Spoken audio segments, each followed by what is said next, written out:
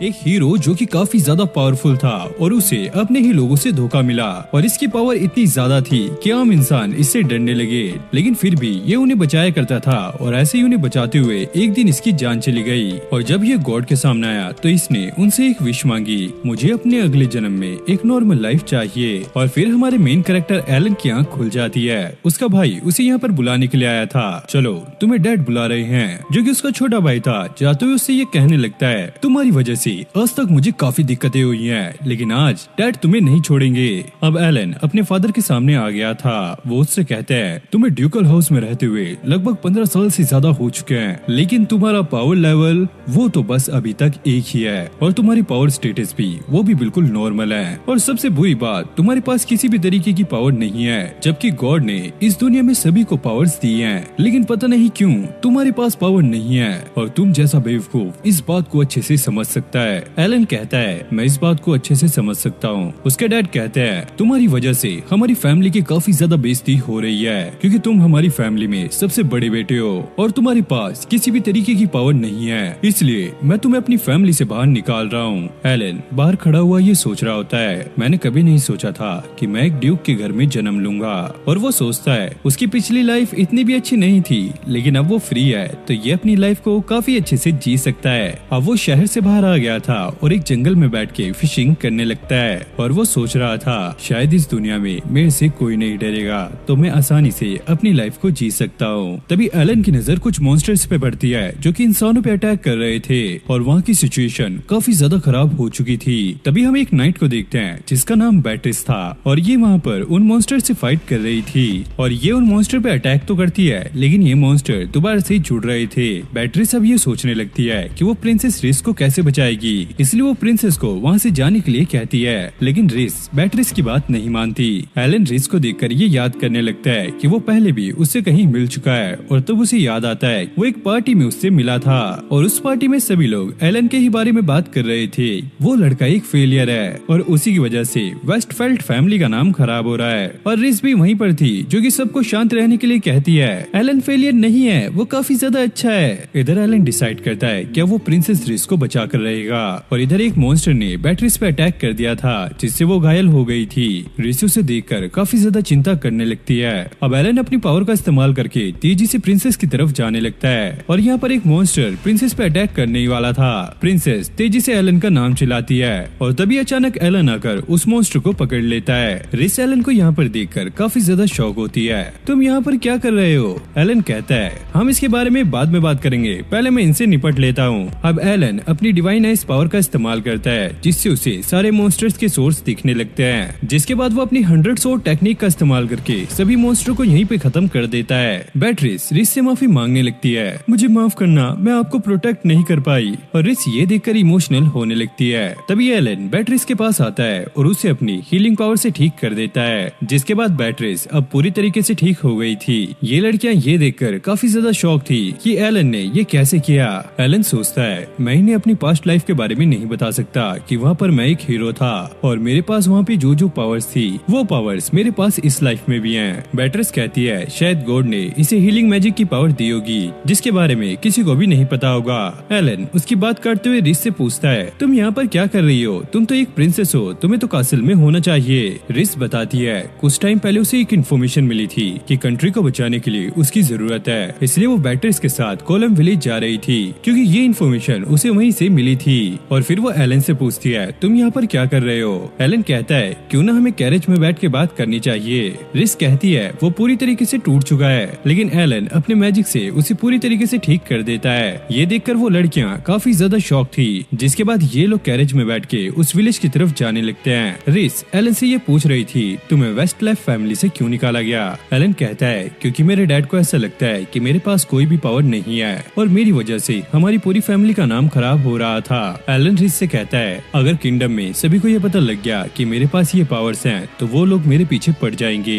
बैट्रिस कहती है, हाँ तुमने सही कहा, इसलिए हम तुम्हें तुम्हारे घर तक छोड़ कर आएंगे। रिस इस पे मना करती है, मैं कंट्री के लिए अपने फ्रेंड को खतरे में नहीं डाल सकती, मैं इसकी मदद करूंगी ताकि ये एक अच्छी लाइफ जी सके। रिस की बात सुनकर एलन काफी ज्यादा खुश होता है। फिर अगले सीन में ये लोग कोलम विलेज में पहुंच गए थे और ये लोग यहाँ पर आके काफी ज्यादा शॉक थे क्योंकि इस विलेज में कोई भी इंसान नहीं था। रिस इसको ऐसा लगता है कि यहाँ पे किसी मॉन्स्टर ने हमला किया होगा। एलन कहता है ऐसा बिल्कुल नहीं है, क्योंकि अगर ऐसा होता तो मुझे उनकी प्रेजेंस महसूस हो जाती। बेट्रिस कहती है ये काफी ज्यादा अजीब नहीं है, जब से तुम हमारे साथ हो किसी भी मॉन्स्टर ने हम पे अटैक नहीं किया। रिस उसे ये कहने लगती है ऐसा भी तो हो सकता है कि सारे मॉन्स्टर्स को हंटर्स ने मार दिया हो, या फिर ऐसा हो सकता है कि वो विलेज में आने से डरते हो। फिर उन्हें एक जगह पर काफी सारे लोग दिखते हैं, उन्हें ऐसा लगता है कि ये लोग यहाँ पर किसी काम से आए होंगे। तभी हम देखते हैं कि एक आदमी एक लड़की को अपने घर से बाहर निकाल रहा है और रिस इस लड़की को जानती है, इसका नाम अकीरा है। रिस उससे पूछती है तुम यहाँ पर क्या कर रही हो, लेकिन अकीरा को रिस के बारे में कुछ भी याद नहीं था और वो रिस से कहती है अरे तुम कौन हो और तुम्हें मेरा नाम कैसे पता। और रिस उस पर गुस्सा हो जाती है अरे यार तुम तो वही हो जो मेरे पास आई थी और तुमने ही मुझे खतरे के बारे में बताया था। और अकीरा उससे माफी मांगती है, वो कहती है दरअसल मुझे किसी का भी नाम याद नहीं रहता। इधर बेट्रिस एलन से ये पूछती है क्या तुम्हें ब्रेवर के बारे में पता है। एलन कहता है ये क्या चीज है, मुझे इसके बारे में कुछ नहीं पता। और वो उसे बताने लगती है ब्रेवर एक तरह की पावर स्किल है जो कि गॉड सिर्फ एक ही इंसान को देता है और वो पावर काफी ज्यादा होती है और जिसको भी वो पावर मिलती है हम लोग उसे हीरो कहते हैं। रिस कहती है अकीरा के पास भी वो पावर है और ये एक हीरो है। बेट्रिस कहती है लेडी रिस के पास भी लाइटनिंग पावर है। एलन सोचता है क्या ये लोग यहाँ पर हीरो को बचाने आए हैं। जिसके बाद हम देखते हैं ये एक रेस्टोरेंट में आ गए थे।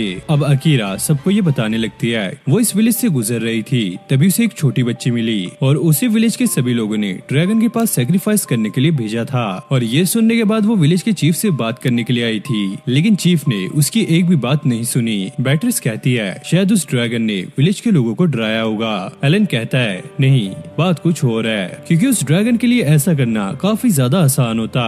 मुझे तो ऐसा लग रहा है कि इस पूरे विलेज को सेक्रीफाइस करने के लिए कहा होगा। बेट्रिस कहती है शायद यही रीजन हो सकता है कि हमें रास्ते में कोई भी मॉन्स्टर नहीं दिखे, वो सारे मॉन्स्टर ड्रैगन से डर के छुप गए होंगे। अब ये लोग पूछते हैं वो छोटी बच्ची कहाँ पर है। अकीरा कहती है मैं उसे एक केव में छोड़कर आई हूँ, अगर मैं उसे अपने साथ लाती तो हो सकता था मैं मुसीबत में पड़ जाती, लेकिन अब मैं खुद जा रही हूँ उस ड्रैगन को खत्म करने के लिए। एलन अकीरा से ये पूछता है विलेज के लोगों ने तुम उस ड्रैगन को मारने के लिए नहीं कहा, तो तुम ऐसा करने क्यों जा रही हो। अकीरा कहती है क्योंकि उस बच्ची ने मुझसे रिक्वेस्ट की थी और मुझे उसकी जान बचानी पड़ेगी। अब ये दोनों लड़कियां भी अकीरा के साथ जाने की बात करती हैं और वो एलन को थैंक्स कहती हैं क्योंकि उसने ही इनकी जान बचाई थी।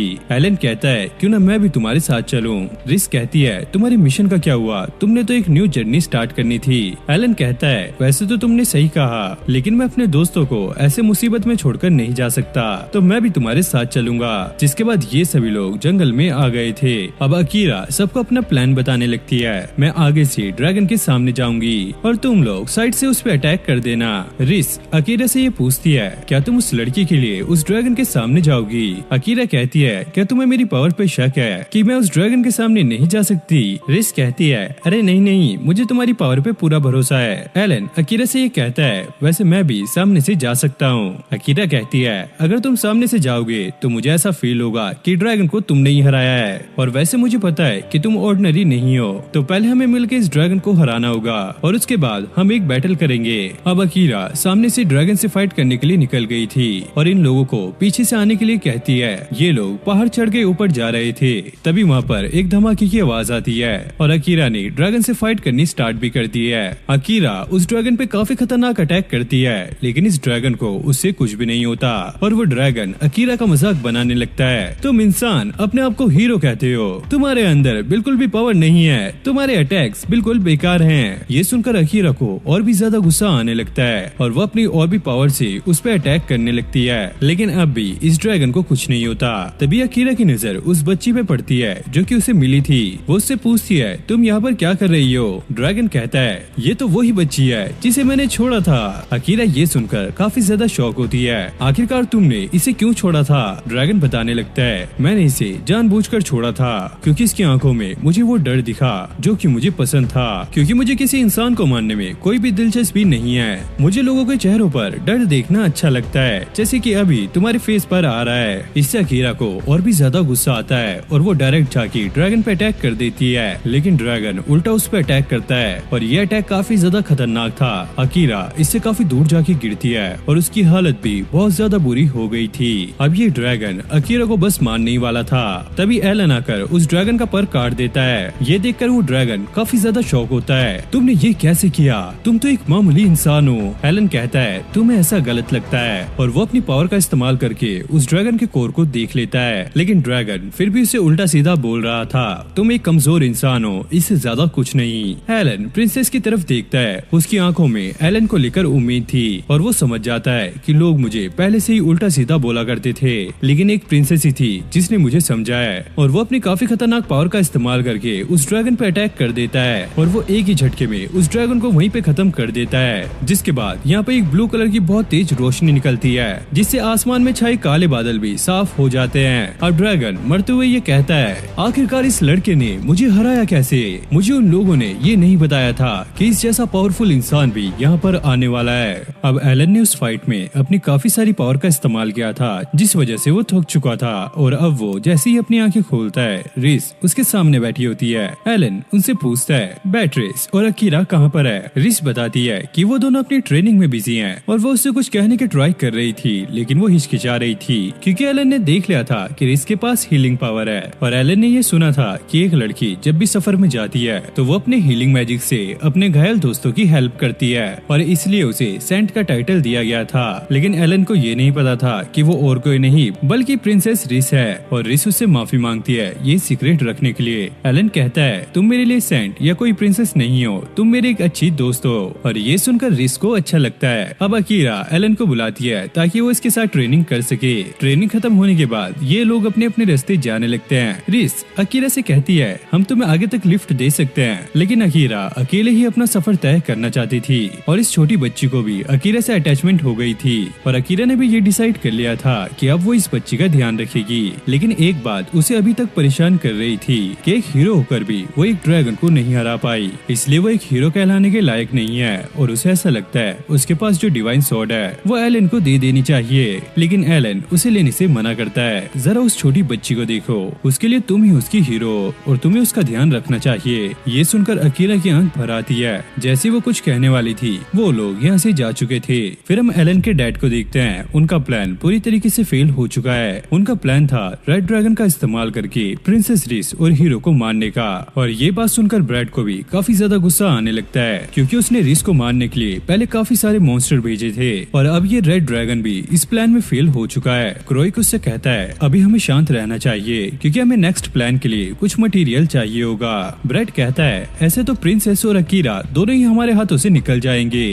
क्रोइक कहता है, भले ही वो जहाँ भी जाए लेकिन रहेंगे तो वो किंगडम में ही और हमें ये मौका दोबारा से मिल जाएगा। अब क्रोइक अपने हैचमैन से उस एल्फ के बारे में पूछता है। वो इससे कहता है, आप टेंशन मत लीजिए, उसका सर मैं आप तक पहुंचा दूंगा और ये गॉड और इस किंगडम से बदला लेना चाहता है, इसलिए ये सारा कुछ कर रहा है। और अपने डैड के प्लान से अनजान एलन रिस के साथ जा रहा था एक ब्लैक स्मिथ के पास क्योंकि उसकी स्वॉर्ड अब टूट चुकी है और उसे एक न्यू स्वॉर्ड चाहिए होगी। रिस एक ब्लैक स्मिथ को जानती है जो कि एक एल्फ है और वो इसके लिए काफी अच्छी स्वॉर्ड बना देगी। रिस ये स्वॉर्ड देकर एलन से माफी मांगना चाहती थी क्योंकि इनकी वजह से ये इन चीजों में फंस चुका है। उस ब्लैक स्मिथ का घर काफी ज्यादा दूर था तो इन लोगों ने डिसाइड किया कि ये एक रात यहीं पर बिताएंगे। अब रिस को काफी ज्यादा नींद आती है तो वो एलन के पास ही सो जाती है और एकदम से रिस उठ भी जाती है क्योंकि उसे काफी ज्यादा शर्म आ रही थी। बैट्रिस उसे ये कहती है, एक टाइम पे एलन तुम्हारा फियांसे था तो इसमें शर्माना क्या है? एलन भी कहता है, हाँ तुम आराम से सो सकती हो, लेकिन रिस को ऐसा नहीं करना था क्योंकि उसे काफी ज्यादा शर्म आ रही थी। जिसके थोड़ी देर बाद बैट्रिस और रिस दोनों ही सो जाते हैं। अब एलन ये याद करने लगता है जब वो पहली बार रिस से रॉयल बैंकेट में मिला था और रिस भी उससे जान पहचान बढ़ाना चाहती थी। एलन सोचता है ऐसा क्यों है? रिस उसे बताती है कि उन दोनों की एंगेजमेंट पक्की हो चुकी है और अगले दिन ये लोग ग्रेलम सिटी में पहुंच जाते हैं और यहाँ के लोग काफी ज्यादा अच्छे थे। और रिस बताती है कि उस ब्लैक स्मिथ का घर यहाँ से थोड़ी दूर है, लेकिन बैट्रिस को ये घर काफी ज्यादा अजीब लग रहा था क्योंकि अंदर से किसी भी हथौड़ी की आवाज नहीं आ रही थी। एलन कहता है, तुम लोग पीछे रुको, मैं जाके चेक करता हूँ। और वो देखता है यहाँ का दरवाजा खुला हुआ है तो ये तीनों अंदर चले जाते हैं। अब एलन उस एल्फ की बनाई हुई चीजों को देख रहा होता है, तभी उसे रिस की घबराई हुई आवाज सुनाई देती है। जब वो उसके पास जाता है तो देखता है वो एल्फ बेहोश पड़ी हुई है। बैट्रिस उसे उठाकर कहती है, चिंता मत करो, ये अभी जिंदा है और ये बस थोड़ी सी बेहोश हुई है और ये इसके लिए नॉर्मल है क्योंकि जब भी ये काम करती है तो 3-4 दिन तक ना तो ये कुछ खाती है ना ही सोती है और इस वजह से अब ये काफी ज्यादा गहरी नींद में है। रिस अपनी हीलिंग पावर का इस्तेमाल करके इसको उठा देती है। नोएल इन दोनों लड़कियों को तो पहचान जाती है लेकिन एलन उसके इसके लिए नया था। बैट्रिस बताती है दरअसल ये हमारा एक टेम्परेरी बॉडीगार्ड है, और नोएल समझ गई थी कि इन लोगों को इसके लिए एक स्वॉर्ड चाहिए होगी, और वो यहाँ पे मना करती है कि मेरे पास बिल्कुल भी टाइम नहीं है क्योंकि मेरा शेड्यूल काफी ज्यादा टाइट है। वैसे इसके पास पहले ही एक तलवार है। एलन कहता है ये मेरे से टूट चुकी है, और नोएल पहचान जाती है कि ये तलवार उसी ने बनाई थी, और वो अपनी अप्रेजल स्किल का इस्तेमाल करती है और वो इस तलवार को चेक करती है। उसे पता लगता है कि एलन ने इस तलवार को पूरी लिमिट तक इस्तेमाल किया है, इसलिए वो अपने मन को बदल लेती है और वो डिसाइड करती है कि वो एलन के लिए एक न्यू स्वॉर्ड बनाएगी। लेकिन इस स्वॉर्ड को बनाने से पहले नोएल एलन से पूछती है क्या तुम्हें ऐसी तलवार चलेगी जो कि डिवाइन स्वॉर्ड से भी ऊपर हो, क्योंकि डिवाइन स्वॉर्ड को सिर्फ हीरो ही चला सकते हैं। और नोएल को ऐसा लगता है कि एलन डिवाइन स्वॉर्ड से भी पावरफुल स्वॉर्ड को चला सकता है, और भाई कोई भी ब्लैक स्मिथ ऐसे ही किसी के लिए डिवाइन स्वॉर्ड नहीं बनाता, क्योंकि उसे पता लग गया था कि एलन काफी ज्यादा पावरफुल है और वो आसानी से इस स्वॉर्ड को चला पाएगा।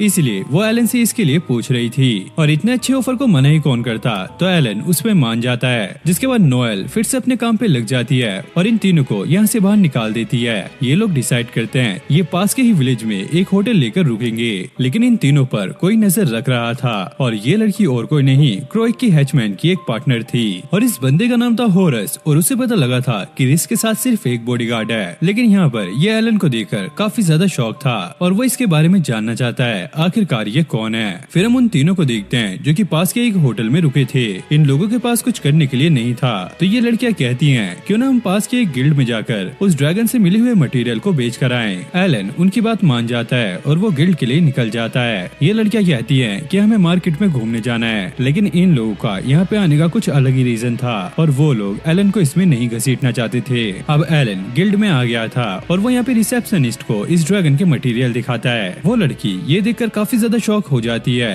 और वो इसे चेक कराने के लिए गिल्ड मास्टर के पास जाती है। तभी होरस भी यहाँ पर पहुंच गया था और वो एलन से पूछताछ करने लगता है। एलन को इन पे शक ना हो तो वो उससे झूठ कहने लगता है। पहले तो वो अपनी पार्टनर और अपने आप को इंट्रोड्यूस कराता है। दरअसल हम ट्रैवलर हैं और हम एडवेंचर स्टोरीज को कवर करते हैं। होरस उससे ये पूछता है क्या तुमने अकेले उस ड्रैगन को हराया था? एलन कहता है नहीं, मेरे साथ मेरे पार्टनर्स भी थे। होरस सही गैस करता है कि उनके साथ एक हीरो भी थी, और ये एलन से और कुछ पूछने ही वाले थे। तभी वो रिसेप्शनिस्ट यहाँ पे पहुँच जाती है और ये लोग यहाँ से गायब हो जाते हैं। होरस ये समझ गया था एलन क्रोइक का लड़का है, लेकिन वो इस बात को लेकर सरप्राइज था कि उसके पास कोई भी पावर नहीं है, लेकिन वो उस ड्रैगन से जिंदा बच के निकल गया। लेकिन माइलिन को ऐसा नहीं लगता, उसे एलन में कुछ गड़बड़ लगती है। अब अगले दिन ये तीनों नोएल से मिलने के लिए गए होते हैं, लेकिन नोएल दोबारा से वहाँ पे बेहोश पड़ी होती है। रिस अपनी हीलिंग मैजिक का इस्तेमाल करके उसे दोबारा से ठीक कर देती है और नोएल बताती है कि उसने एलन के लिए एक परफेक्ट स्वॉर्ड बना दी है और वो इसकी एक क्रिएटर है, तो वो इस स्वॉर्ड को इस्तेमाल होता हुआ देखना चाहती है। लेकिन रिस उसे जाने से मना करती है क्योंकि अभी भी वो काफी ज्यादा कमजोर है। और जब नोएल बिल्कुल ठीक हो जाती है तो ये लोग स्वॉर्ड को चेक करने के लिए एक जंगल में आ जाते हैं। एलन को ये बात काफी ज्यादा अजीब लगती है कि नोएल एक एल्फ होने के बावजूद भी एक ब्लैक स्मिथ है। नोएल उसे ये बताने लगती है जब वो छोटी थी तो वो अनाथ थी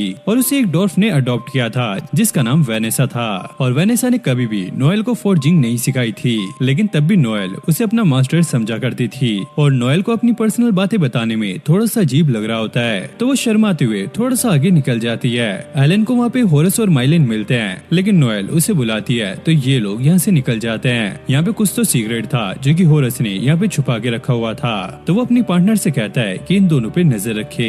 अब एलन अपनी नई स्वॉर्ड का इस्तेमाल करता है कई सारे मॉन्स्टर्स को मारने के लिए। फिर नोएल उस स्वॉर्ड को लेकर उसे एनालाइज करने लगती है और वो ये देखकर काफी ज्यादा शॉक थी कि एलन ने इस स्वॉर्ड को इतने अच्छे से इस्तेमाल किया है कि ना तो इस स्वॉर्ड पे कोई स्क्रैच आया है और ना ही इसके ब्लेड डल पड़े हैं। लेकिन नोएल को एलन की और भी स्किल्स देखनी थी, तो वो जंगल में और आगे जाते हैं ताकि वो और भी बड़े मॉन्स्टर को हंट कर सके। और यहाँ पर काफी ज्यादा कोहरा होता है। एलन अपनी स्किल का इस्तेमाल करता है इस कोहरे को हटाने के लिए, लेकिन यहाँ पर एक काफी बड़ा वुल्फ मॉन्स्टर बैठा होता है। नोएल ये देखकर काफी ज्यादा डर जाती है और वो एलन से कहती है तुम कुछ भी करो लेकिन इस मॉन्स्टर को मार डालो। फिर हमें पास्ट का सीन दिखाया जाता है जहाँ पर नोएल अपनी मास्टर को रुकने के लिए कहती है, लेकिन उसकी मास्टर अपने काम में ही बिजी थी और वो लगातार तलवार बना रही थी और बिना कुछ खाए पिए ये इस काम को कर रही थी और फाइनली इसने एक स्वॉर्ड को बना लिया था। फिर हमें प्रेजेंट का सीन दिखाया जाता है। एलन नोएल से कहता है मुझे पता है तुम चाहती हो मैं इसे मार दूं, लेकिन ये अभी सो रहा है और हम पे हमला भी नहीं कर रहा है, तो ऐसे हमें किसी पे हमला नहीं करना चाहिए। और नोएल से कहती है मुझे इससे अपना रिवेंज लेना है क्योंकि इसने मेरे मास्टर को मारा था।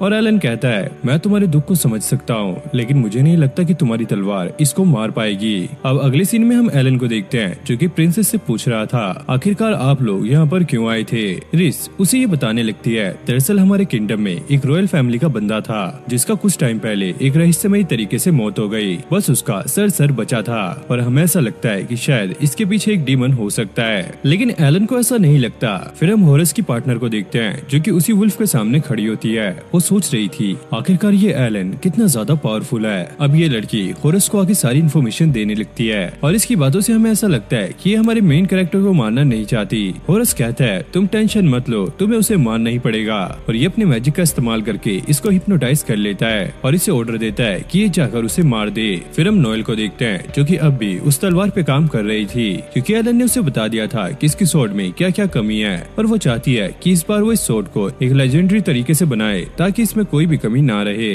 और साथ ही साथ उसे अपना पास्ट भी याद आने लगता है जब उसकी मास्टर अपनी बनाई हुई तलवार से उसी वुल्फ से लड़ने के लिए जा रही थी। नोएल उन्हें रुकाने की काफी ज्यादा कोशिश करती है लेकिन वो उसकी बात नहीं सुनती और वो अपनी स्वॉर्ड से इस वुल्फ पे अटैक कर रही थी, लेकिन इस वुल्फ का बैरियर इतना ज्यादा पावरफुल था कि इसकी मास्टर की स्वॉर्ड भी यहाँ पे टूट जाती है, जिसके बाद वो वुल्फ इसकी मास्टर को इसके सामने ही कच्चा चबा जाता है और ये देखकर नोएल अपने होश खो बैठती है। अब वो वुल्फ उस पर अटैक करने ही वाला था तभी बीच में हीरो आकर उसे बचा लेता है, जिसके बाद वो हीरो इस वुल्फ से फाइट करने लगती है और वो अपनी तलवार से इस वुल्फ को चोट पहुंचाने में भी कामयाब रहती है और वो ऐसे ही इससे फाइट करती है जिसके थोड़ी देर बाद वो इसे हरा भी देती है। अब वो नोएल से आगे पूछती है हे बच्चे क्या तुम ठीक हो, लेकिन नोएल बस एक ही बात कह रही थी आखिरकार कैसे मेरी मास्टर की स्वॉर्ड जिस पे उन्होंने बहुत ज्यादा काम किया था वो उस वुल्फ के सामने नहीं टिक पाई, लेकिन तुम्हारी स्वॉर्ड ने उसे हरा दिया, ये कैसे हुआ। हीरो से पूछती है क्या तुम ठीक हो, लेकिन नोएल उसे कोई भी जवाब नहीं देती। वो अपने आप में ही बात कर रही थी मैं एक ऐसी स्वॉर्ड बनाऊंगी जो कि बहुत ज्यादा पावरफुल होगी और कभी भी नहीं टूटेगी। फिर प्रेजेंट में हम नोएल को देखते हैं जिसने उस लेजेंडरी स्वॉर्ड को बना लिया था और अब वो स्वॉर्ड को लेकर जंगल की तरफ जा रही होती है और वो अपने मन में कहती है मुझे माफ करना इस स्वॉर्ड को ले जाने के लिए, और वो उस वुल्फ की तरफ बढ़ने लगती है। अब ये सीधा जाकर उस वुल्फ पे अटैक कर देती है, लेकिन ये वुल्फ यहाँ पर उड़ गया था और वो इसे दूर फेंक कर मारता है। इस तलवार को तो यहाँ पर कुछ नहीं होता, लेकिन ये लड़की थोड़ी सी घायल हो जाती है। अब ये वुल्फ उसकी तरफ बढ़ रहा था और हम देखते हैं कि उसके साथ एक बंदा भी है और ये और कोई नहीं बल्कि हॉरस था। वो नोएल से कहता है मुझे पता है कि तुम काफी ज्यादा पावरफुल हो, लेकिन मैं चाहता हूँ कि तुम हमारी टीम को ज्वाइन कर लो, और हाँ अगर तुम ऐसा नहीं करोगी तो ये वुल्फ तुम्हें खत्म कर देगा। नोएल ये सुनकर उससे कहती है तुम अपना मुंह बंद रखो, मैं तुम्हारी टीम में नहीं आने वाली, मुझे पता है तुम मेरी पावर का गलत इस्तेमाल करोगे, और हाँ मैं अपनी मास्टर का बदला लेकर रहूंगी। हॉरस ये सुनकर कहता है तुमने गलत टाइम पे काफी गलत फैसला लिया है और अब तुम्हें मरना पड़ेगा, और वो अपने वुल्फ से इस पे अटैक कराने ही वाला था। तभी एलन वहाँ पर पहुँच जाता है और इस वुल्फ के सामने आकर खड़ा हो जाता है। हॉरस उसे देखकर कहता है ओ तो तुम भी यहाँ पर पहुँच गए, चलो ये भी अच्छा है क्योंकि तुम्हारी मौत भी यहीं लिखी है। पहले तो मुझे लग रहा था कि तुम कोई और हो, लेकिन मैं समझ गया कि तुम वही लड़के हो, और हाँ तुम मुझे देखने में काफी ज्यादा पावरफुल लग रहे हो। एलन उससे ये कहता है चलो ये तुम्हें पता लग गया है कि मैं पावरफुल हूँ, तो अब तुम भी यहाँ पर मरने वाले हो। हॉरस उससे कहता है तुमने यहाँ पर आकर काफी बड़ी गलती कर दी है क्योंकि तुम्हें याद होगा कि मेरी एक साथी भी थी और प्रिंसेस और उसकी नाइट अभी अकेली है, तो मेरी साथी उन्हें मारने के लिए चली गई है। एलन कहता है हाँ मुझे पता था कि तुम लोग ऐसा जरूर करोगे, तो मैंने पहले ही वहाँ पे जाल बिछा दिया है और अभी तक तो वो वहाँ पर फंस भी गई होगी और मेरे साथी उसे मार डालेंगे। इधर हम बैटरीज को देखते हैं जो कि उसी लड़की से फाइट कर रही थी। ये लड़की बैटरीज पे काफी ज्यादा भारी पड़ती है और उसे दूर फेंक कर मारती है।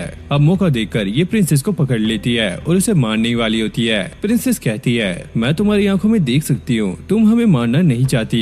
तभी बैटरीज पीछे से आकर अपनी स्वॉर्ड से उस पर अटैक करती है और ये लड़की यहीं पर बेहोश हो जाती है। इस तरफ एलन उस वुल्फ से फाइट करने के लिए तैयार था। हॉरस उससे ये कहता है तुम्हें क्या लगता है तुम इस बेकार सी तलवार से मेरे वुल्फ को हरा पाओगे, और वो अपने वुल्फ से एलन पे अटैक करवा देता है। एलन उस स्वॉर्ड का इस्तेमाल करते हुए एक ही झटके में उस वुल्फ का सर उसके धड़ से अलग कर देता है क्योंकि ये स्वॉर्ड काफी ज्यादा पावरफुल थी और ये एक लेजेंडरी स्वॉर्ड है जिसे नोएल ने काफी मेहनत से बनाया था। और हॉरस ये देखकर यहाँ से दुम दबा के भाग जाता है। अब एलन ने नोएल को यहाँ पे बचा लिया था और वो उसे लेकर वापस जा रहा होता है। रास्ते में चलते चलते उसे प्रिंसेस मिलती है। प्रिंसेस एलन से पूछती है क्या तुम लोग ठीक हो। एलन कहता है हाँ मैं ठीक हूँ और मैंने इसे बचा लिया। फिर अगले सीन में हम हॉरस की पार्टनर को देखते हैं। इन लोगों ने इसे यहाँ पे बांध के रखा होता है। रिस उसे ये पूछती है मुझे पता है कि तुम्हें किसी ने हिप्नोटाइज किया हुआ था और तुम अपनी मर्जी से हमें नहीं मारना मारना चाहती थी। तो बताओ इसके पीछे कौन है, कौन हमें मरवाना चाहता है। बैट्रिस ये कहती है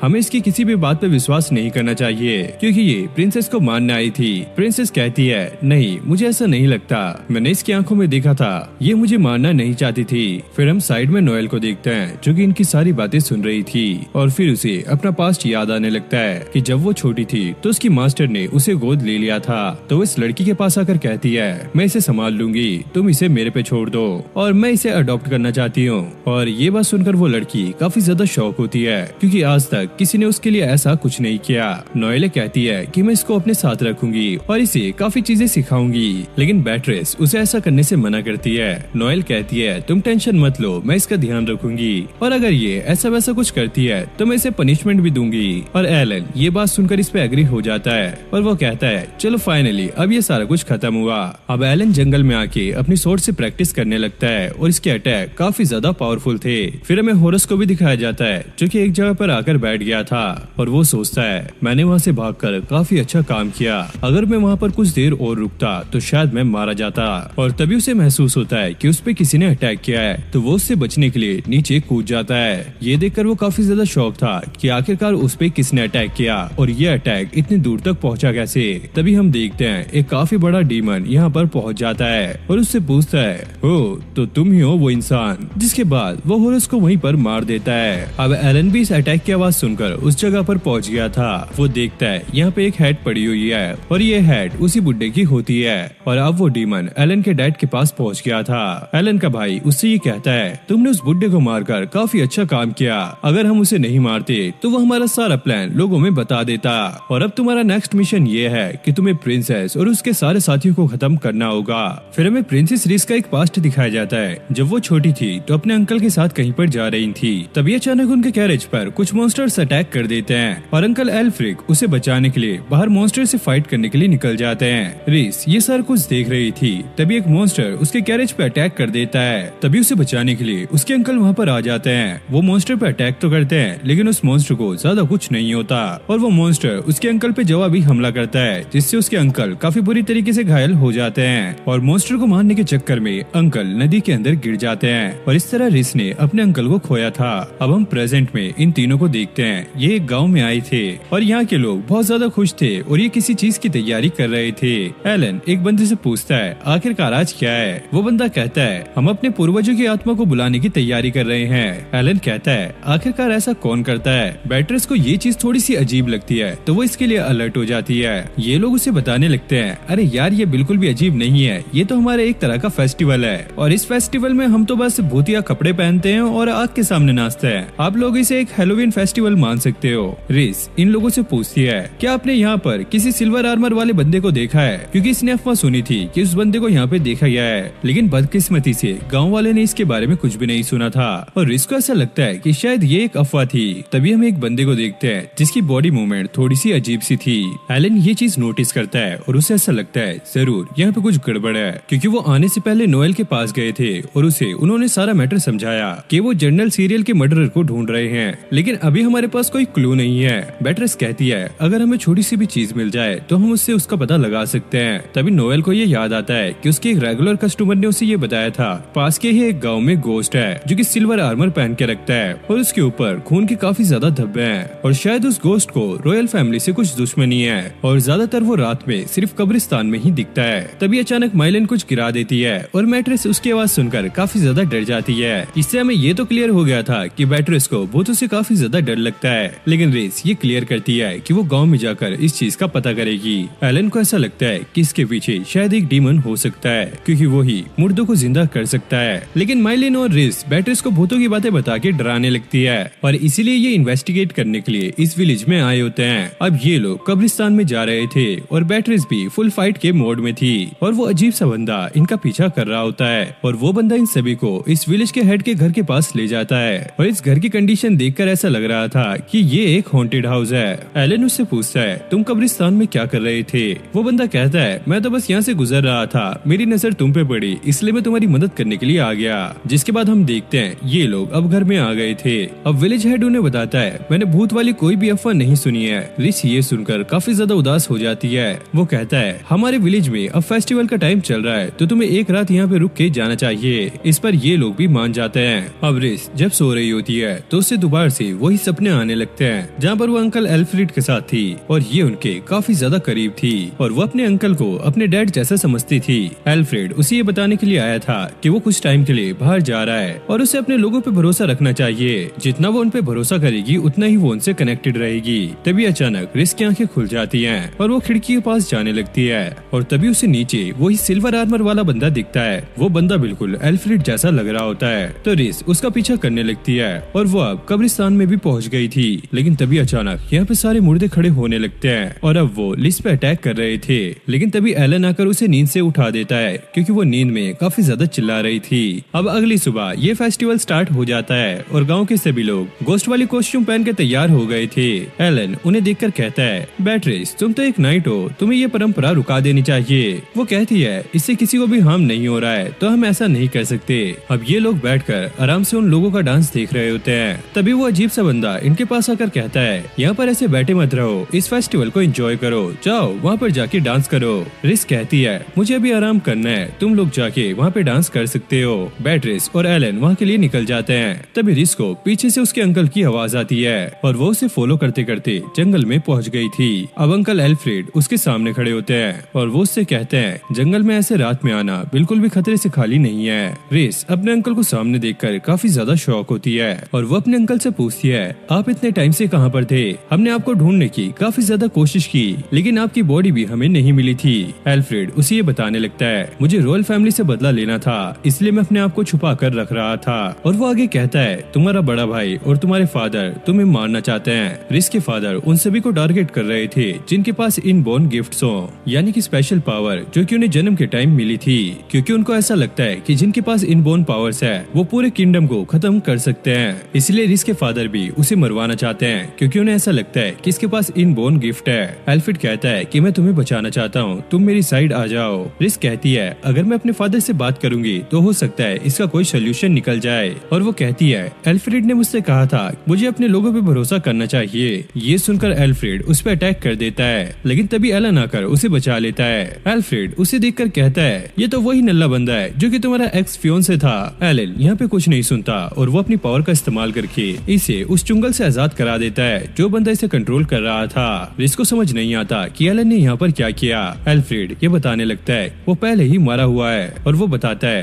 दरअसल किंग इसको नहीं मरवाना चाहते, जो उसे मरवाना चाहता है असल में वो डीमंस हैं। और हाँ, मेरी जो दुश्मनी है रॉयल फैमिली के साथ वो तो असल में है। एल्फ्रेड क्योंकि एक सेकंड बोर्न था तो उसके बड़े भाई को यहाँ पे किंग बनाया गया और काफी लोगों ने उनके बीच में दरार डालने की कोशिश की। तो एल्फ्रेड ने ये डिसाइड किया कि वो एक नाइट बनेगा ताकि वो अपने दम पर अपना नाम कमा सके। अब एल्फ्रेड के पास ज्यादा टाइम नहीं था तो वो एलन से दो रिक्वेस्ट करता है, पहला कि वो रिस का ध्यान रखे और दूसरा वो उससे फाइट करे क्योंकि वो देखना चाहता है कि एलन कितना ज्यादा पावरफुल है। और फाइनली एलन इस फाइट को जीत जाता है। उसके अंकल यहाँ पे ढेर हो गए थे और वो रिच से कहते हैं, तुम्हें उदास होने की जरूरत नहीं है, तुम्हें अपनी खुशियाँ ढूंढनी है। अब एलन विलेज चीफ से मिलने के लिए गया था और जब वो पहली बार इस विलेज में आया था तो उसे पहले ही पता लग गया था कि यहाँ के जितने भी गाँव वाले हैं वो सारे के सारे मुर्दे हैं और इनको विलेज चीफ ही कंट्रोल कर रहा है। और हाँ, विलेज चीफ एक डीमन है, इसका मतलब ये नहीं है कि वो बुरा हो। डीमन एलन से ये कहता है, तुम्हारी सोच काफी ज्यादा सिंपल है और वो अपने मुर्दों को बुलाकर एलन पे अटैक करवा रहा होता है ताकि वो एलन को भी अपनी आर्मी में ज्वाइन करवा सके। लेकिन एलन सभी मुर्दों को उसके जाल से छुड़वा देता है और साथ में उस डीमन को भी यहाँ पे मार देता है, जिसके बाद उसमें से उसे एक स्टोन मिलता है। अब वो डीमन एलन के डैड को आगे बताने लगता है कि वो इस बार भी इस प्लान में फेल हो चुके हैं। लेकिन उसके डैड कहते हैं कि हमारे प्लान में कोई भी बदलाव नहीं आने वाला क्योंकि आर्क बिशप का सर अब हमारे हाथों में है। अब ये लोग फिर से नोएल के विलेज में जाने लगते हैं। एलन उस पत्थर को चेक कर रहा था और उसे पता लगता है इसके अंदर से जो एनर्जी आ रही है वो ब्रैड की है, यानी कि इसके भाई की। और हमें पता लगता है कि अंकल की बॉडी का सर ही उनकी असली बॉडी का हिस्सा था और जिस जनरल का मर्डर हुआ था उसकी सिर्फ बॉडी मिली थी और सर गायब था। अब एलन को इसमें कुछ कनेक्शन लगने लगता है। तभी प्रिंसेस रिस को एक मैसेज मिलता है, जनरल सीरिल अब वापस आ चुके हैं, लेकिन जो मर चुका है वो वापस कैसे आया। फिर हम एलन के पास्ट को देखते हैं। एलन का छोटा भाई था ब्रैड, जो कि हमेशा उससे चिढ़ता था। वो छोटी छोटी बातों पे उससे गुस्सा हो जाया करता था। उसे ऐसा लगता था कि उसका बड़ा भाई एलन उसे हमेशा नीचा दिखाता है, जैसे कि बाकी के लोग उसके साथ करते हैं, क्योंकि वो किसी भी काम में अच्छा नहीं था और उसे एक फेलियर के नाम से जाना जाता था। और एक दिन जब ब्रैड अपने फादर क्रोइक से मिलने के लिए जाता है, वो वो उससे कहते हैं तुम चिंता मत करो, मैं सारे गॉड्स और इस किंगडम से बदला लेकर रहूंगा। ब्रैड को तब से ये लगने लगा कि वही सिर्फ एक अकेला है जो कि यहाँ पे राज कर सकता है और वो अपने फादर के प्लान में उनकी मदद करने लगा। फिर हमें प्रेजेंट का सीन दिखाया जाता है जहाँ पे ये खबर पूरे किंगडम में फैल गई थी कि जनरल सिरिल अब वापस आ चुके हैं और लोग यही बात कर रहे थे अगर वो मारे जा चुके हैं तो वो वापस कैसे आए। अब ये बात कैप्टन एडवर्ड तक भी पहुँच गई थी। उनका असिस्टेंट उससे ये पूछता है आपको क्या लगता है जनरल सिरिल क्या सच में वापस आ गए हैं या फिर उनके भेष में कोई बहरूपिया है। एडवर्ड कहता है हमें इसके बारे में ज्यादा सोचने की जरूरत नहीं है, हम लोग प्रीमियम नाइट्स हैं और हमारा सिर्फ एक ही काम है उन लोगों को रोकना जो कि इस किंगडम के लिए बुरा चाहते हैं। और अगर सच में जनरल सिरिल यहाँ पे होते तो वो भी ऐसा ही करते, तो हमें उनकी बातों को याद करके उनके नक्शे कदम पर चलना चाहिए। अब ये लोग चलते हुए एक सुनसान सी गली में आ गए थे और यहाँ पर एक अजीब सा बंदा होता है। क्लार्क को ऐसा लगता है कि ये उन पे हमला करेगा, लेकिन एडवर्ड उसे रुका लेता है क्योंकि ये एक आर्च बिशप है। वो बुढ़ा एडवर्ड से कहता है मुझे तुम्हारे साथ अकेले में बात करनी है, क्योंकि ये बंदा काफी ज्यादा अथॉरिटी वाला था। तो एडवर्ड उसकी बात मान जाता है, लेकिन क्लार्क को ये बिल्कुल भी ठीक नहीं लग रहा था। एडवर्ड उससे कहता है हमें अपने मिशन पे ध्यान देना चाहिए और हाँ वैसे मैं कहीं घूमने नहीं जा रहा हूँ। अब आर्च बिशप उसे एक खंडर सी हवेली में ले आया था। एडवर्ड उससे ये पूछता है तुम मुझे यहाँ पर क्यों लेकर आए हो, लेकिन आर्च बिशप उसे ये कहता हुआ यहाँ से निकल जाता है कि मेरा काम बस इतना ही था।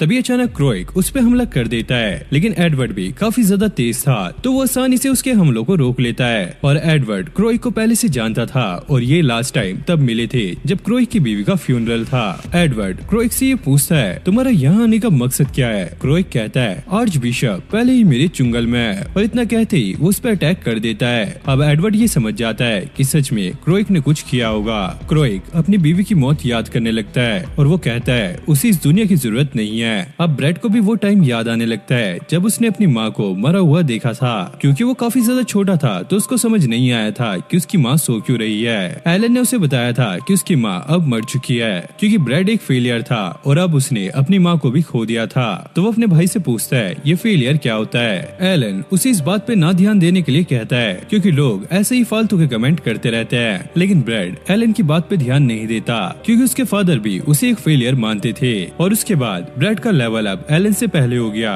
और ब्रैड खुद एलन को एक फेलियर मानने लगा। लेकिन ब्रैड एक दिन एलन से ये पूछ लेता है क्या तुम्हें गुस्सा नहीं आता कि लोग तुम्हें फेलियर कहते हैं, लेकिन एलन को किसी की भी बात से कोई भी फर्क नहीं पड़ता था। फिर हम प्रेजेंट का सीन देखते हैं, तभी अचानक इसके पास एक बंदा आता है और वो इसे बताने लगता है कि हमारा प्लान बिल्कुल वैसा ही चल रहा है जैसे हमने सोचा था। और ब्रैड तुम्हारी साइड का प्लान कैसे चल रहा है। ब्रैड उसे ये बताने लगता है हमने आर्च बिशप को कंट्रोल कर लिया है और उसकी मदद से हमने एडवर्ड को भी अपने झांसे में ले लिया है, लेकिन एडवर्ड का जो गिफ्ट है वो यहाँ पे काफी बड़ी प्रॉब्लम बन रहा है क्योंकि उसके पास ऐसी पावर है कि वो किसी की भी पावर को कैंसिल कर सकता है। ब्रैड कहता है इस बात की टेंशन मत लो, मेरे फादर उसे संभाल लेंगे और अगर वो इसमें फेल हुए तो मैं अपनी एबिलिटी का इस्तेमाल करके उसे भी अपने कब्जे में ले लूंगा। तभी एक बंदा आकर उसे ये बताने लगता है कि हीरो अब वापस आ चुकी है तो हमें अपने प्लान को स्टार्ट कर देना चाहिए। तभी पहले वाला बंदा ये कहता है मैं तुम्हारी इस प्लान में हेल्प कर रहा हूँ, लेकिन इस वजह से कोई भी दिक्कत नहीं होनी चाहिए। अब अकीरा उस बच्ची के साथ यहाँ पर आ गई थी और वो यहाँ पर रहने का सोच रही थी, लेकिन उसे सेंस होता है कि कोई उन पे नजर रख रहा है तो वो उस बच्ची को लेकर एक सुनसान इलाके में आ जाती है। अब अकीरा उन लोगों को बाहर बुलाती है क्योंकि उसे पता था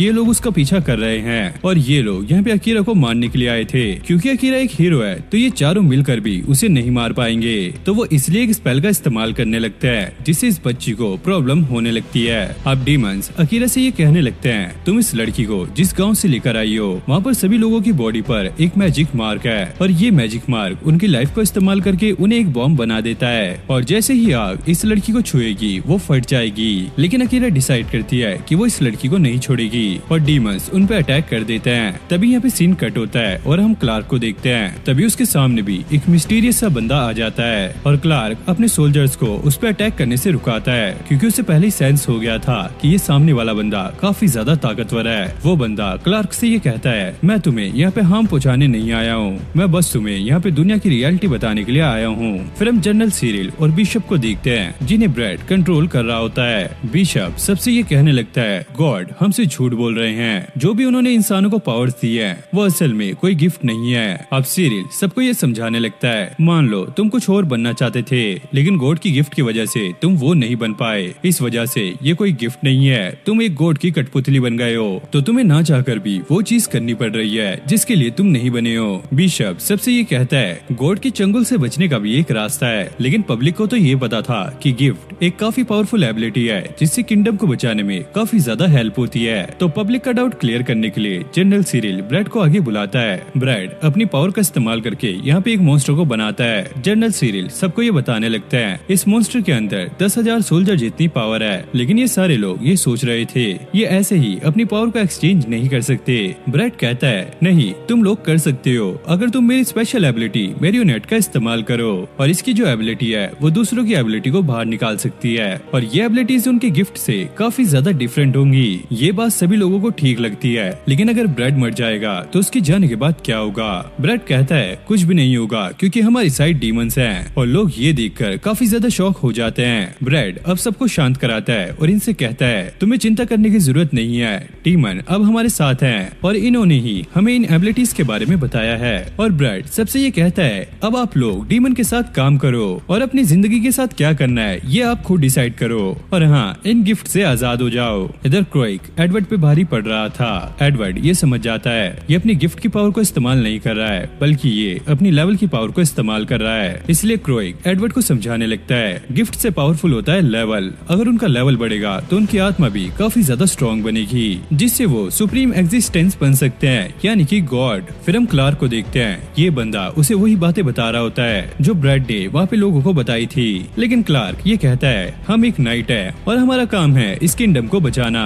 जिसके बाद ये बंदा एक एक करके सभी लोगों को मारने लगता है, और जब ये डीमन उसे मारने ही वाला था तभी वहाँ पर बैटरिस पहुँच जाती है। अब यहाँ पे क्रोइक ने एडवर्ड को बिल्कुल हरा ही दिया था और वो उसे मारने वाला था, तभी अकीरा आकर उसे बचा लेती है। और जब डीमंस ने अकीरा पे फायर से अटैक किया था तो इसके आसपास एक शील्ड बन गई थी जो कि अकीरा ने इसकी स्वॉर्ड में डाली थी ताकि वो किसी भी मुसीबत से बचती रहे। और ब्रैड को ऐसा लग रहा था कि उसका प्लान सही से काम कर रहा है, लेकिन तभी अचानक वहाँ पे एलन पहुँच जाता है। अब एलन अपनी जेब में से एक होलोग्राम डिवाइस निकालता है जिसमें मैट्रेस दिख रही थी, और वो इसे सब पब्लिक को दिखाता है ताकि वो लोग इसकी बातें सुन सके।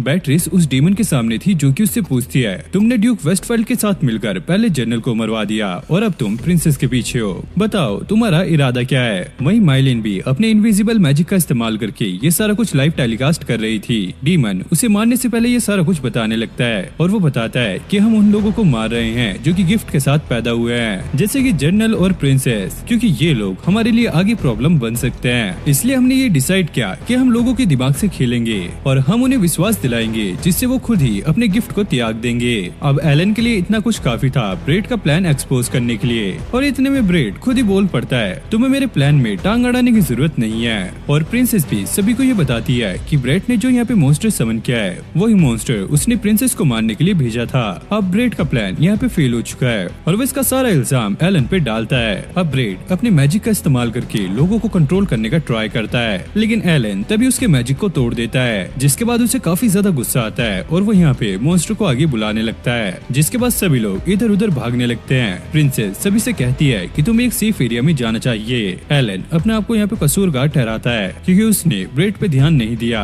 लेकिन उसने ब्रेड से ये जरूर कहा था अगर वो कोई गलत रास्ता चुनेगा तो ये उसे जरूर रोकेगा, और अब वो टाइम आ चुका था। अब ब्रेड एलन पे अटैक कर देता है, लेकिन एलन उसकी स्ट्रिंग्स पकड़ के एक ही पंच में उसे सुला देता है। अब ब्रेड को रोकने के बाद यहाँ पे सारी चीजें अंडर कंट्रोल आ चुकी थी। एलन रिस को ये कहता है तुम्हें यहाँ पे सारा कुछ संभालना होगा क्योंकि मुझे अभी अपने डैड को रोकने जाना है, लेकिन लिस भी यहाँ पे काफी ज्यादा चिंता में होती है क्योंकि इस सिचुएशन से एलन की फीलिंग भी हर्ट हो सकती है। लेकिन एलन याद करता है कि उसके डैड ने उसे घर से निकाल दिया है और वो कहता है तुम चिंता मत करो, ऐसा कुछ नहीं होगा। यहाँ पे बैट्रिस उस डीमन से फाइट कर रही थी, लेकिन ये डीमन उसका कुछ भी नहीं कर पाता क्योंकि मैट्रेस इनविजिबल होकर फाइट कर रही थी, और डीमन को भी समझ आ गया था कि ये माइलिन की पावर का इस्तेमाल कर रही है और ये उसके सामने नहीं टिक पाएगा, तो वो यहाँ से भागने लगता है। लेकिन तभी माइलिन अपना डैगर उस पे फेंक के मारती है और बैट्रिस इसी चीज का फायदा उठाकर उसको वहीं पे मार डालती है। अब क्लार्क बैट्रिस से सारा कुछ पूछने के लिए आता है और वो उसे थैंक्स भी कहता है उनकी मदद करने के लिए। बैट्रिस कहती है अभी बात करने का टाइम नहीं है क्योंकि सारे डीमंस यहाँ पे अटैक करने वाले हैं, तो तुम्हें मेरी मदद करनी होगी। और नोएल भी अपने बहुत सारे वेपन्स के साथ वहाँ पर पहुँच गई थी, लेकिन इस प्लान का जो मास्टरमाइंड था वो बहुत ही अलग सी पावर को रेडिएट कर रहा था। अब एडवर्ड और अकीरा मिलकर उसे हराने की ट्राई करते हैं, लेकिन वो इसमें नाकामयाब रहते हैं। एडवर्ड अकीरा को बताने लगता है कि क्रैग के पास एक ऐसी एबिलिटी है जिससे वो फ्यूचर देख सकता है, लेकिन इस स्किल का इस्तेमाल इस्तेमाल करने के लिए बहुत सारा कंसंट्रेशन चाहिए होगा, जो कि वो इस फाइट में इस्तेमाल नहीं कर सकता।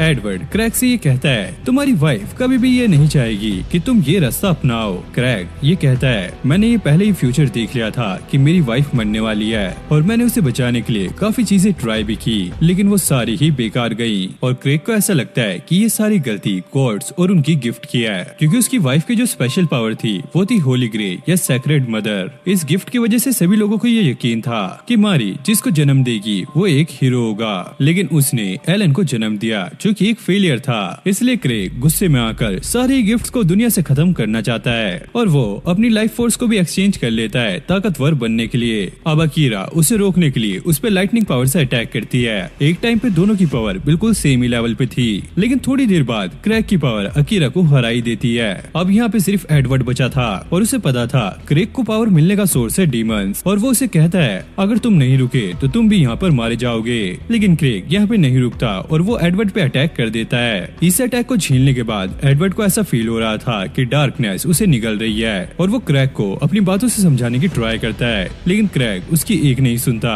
और वो उसे वहीं पर मार डालता है। अब अगली बारी थी अकीरा की और वो अकीरा पे भी अटैक कर देता है, लेकिन तभी एलन आकर उसे बचा लेता है। क्रेग ये देखकर हंसने लगता है कि उसका नाकाम बेटा उसे रोकने के लिए आ गया है। अब वो एलन पे भी काफी खतरनाक अटैक कर देता है, लेकिन एलन उसके अटैक को काफी आसानी से रुका लेता है। क्रेग उससे ये पूछता है, आखिरकार तुम हो कौन? एलन कहता है, तुम मुझे पहले से ही जानते हो, मैं और कोई नहीं बल्कि एक फेलियर हूँ, लेकिन इसके बावजूद भी मैं अपने लोगों को छोड़ना नहीं चाहता और मेरी माँ भी ऐसा नहीं चाहेगी। क्रेग ये सुनकर और भी ज्यादा गुस्से में आ जाता है और वो एलन से कहता है, मारियल का नाम तुम अपनी जुबान से कभी मत लेना।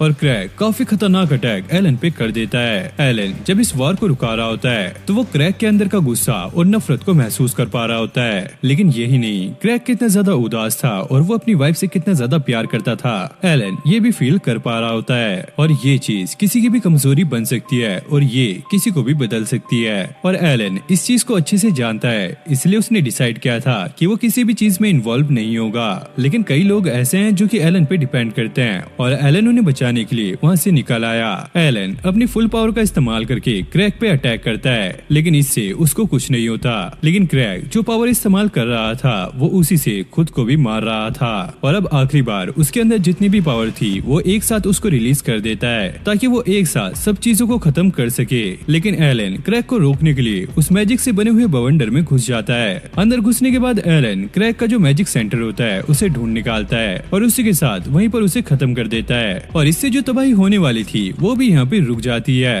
अब क्रेग भी वहाँ पे वापस आ गया था और धीरे धीरे वो राख में मिल रहा था। वो एलन से कहता है उसके नसीब में जो लिखा हुआ था वो उसने करके दिखा दिया, और वो अपनी आखिरी सांसों में भी अपनी वाइफ को ही याद कर रहा था। अब थोड़े टाइम बाद एलन किंग से मिलता है, क्योंकि एलन ने पूरे कैपिटल को बचाया है तो किंग उसे ड्यूक का टाइटल दे देता है, लेकिन एलन इसके लिए मना कर देता है। और किंग को भी पता था कि एलन इस ऑफर को रिजेक्ट कर देगा, क्योंकि उसने रिस से एलन के बारे में काफी चीजें सुनी होती हैं। एलन सोचता है कि वो ग्रेन होल दोबारा से जाएगा, लेकिन उसके साथ चलने के लिए रिस भी वहाँ पर पहुँच जाती है, क्योंकि जब एलन ने ड्यूक बनने के ऑफर को रिजेक्ट किया तो रिस को वो टाइटल लेना पड़ा, और अब वेलफेट फैमिली की जितनी भी टेरिटरी है वो अब रिस मैनेज करेगी। और नोएल पूछती है आखिरकार बैट्रिस का क्या हुआ, और वो कहती है कि बैट्रिस रॉयल फैमिली की बॉडीगार्ड है, और क्योंकि अब वो रॉयल फैमिली में नहीं रही तो बैट्रिस अब उसकी बॉडीगार्ड नहीं है। और हाँ, मुझे उसकी चिंता नहीं है, मुझे पता है कि वो मेरे पास आने के लिए कुछ न कुछ रास्ता निकाल लेगी, और वो वेस्ट वेल टेरिटरी जाने के लिए निकल जाती है।